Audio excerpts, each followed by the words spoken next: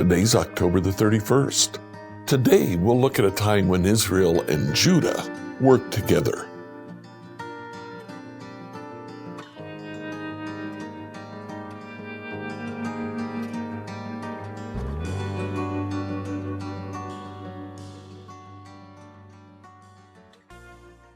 Reading through the Bible in a year, I'd like you to read 1 Kings chapters 20 through 22.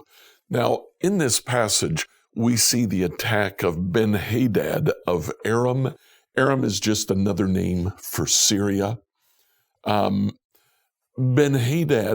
joins with several other kings north of Israel and attack Ahab. Ahab, fearful of Ben-Hadad, agrees to some demands that he had. He wanted gold from the palace, gold from the temple.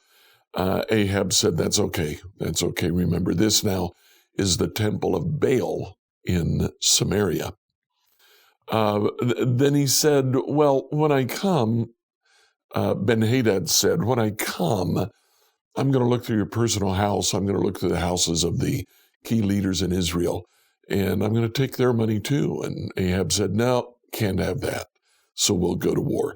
Ahab attacked first and surprised Ben-Hadad, drove him back. Ben-Hadad came the following spring, and Ahab's army was very small in comparison, but very successful. He actually routed the Syrian army.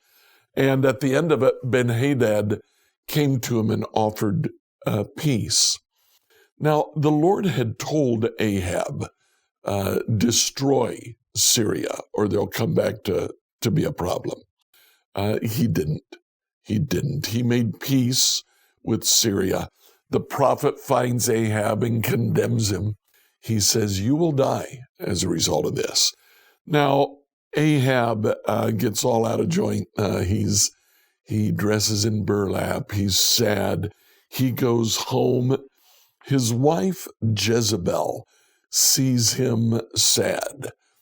Jezebel is not an Israelite. She is the daughter of the king of Tyre.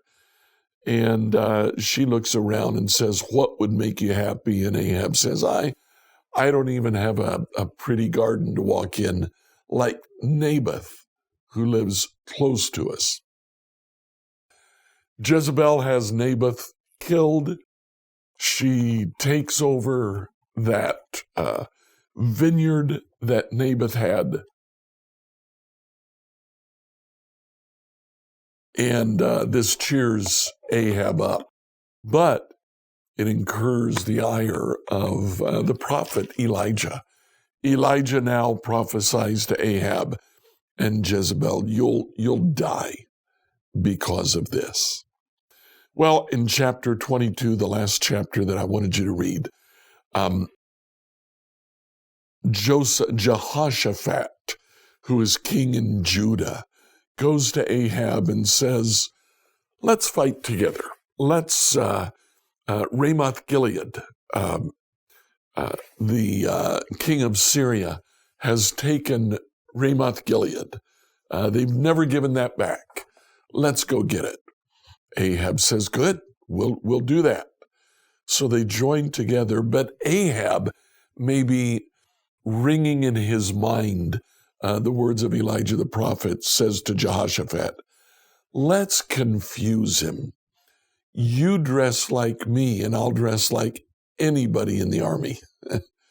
Jehoshaphat, for whatever reason, agrees.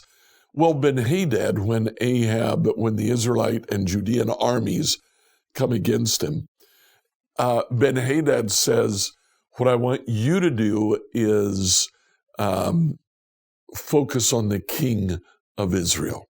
Try to kill the king of Israel. So they go after who they think is the king of Israel. It is actually Jehoshaphat. And as a result, Jehoshaphat flees. A random archer shoots an arrow into the air, and it hits Ahab, pierces his armor, and Ahab ends up dying. His son Ahaziah rules in his place. Ahaziah only rules for 2 years. It really doesn't matter much because he makes Jezebel the queen mother. And it's actually Jezebel who's pulling the strings during Ahaziah's reign and during his son's reign. We'll see more about that tomorrow. Like, follow, and subscribe to this devotional on whatever platform you use to listen to it. Email your questions to us at questions@becomehope.com. Tomorrow, we'll find out who the prophets were.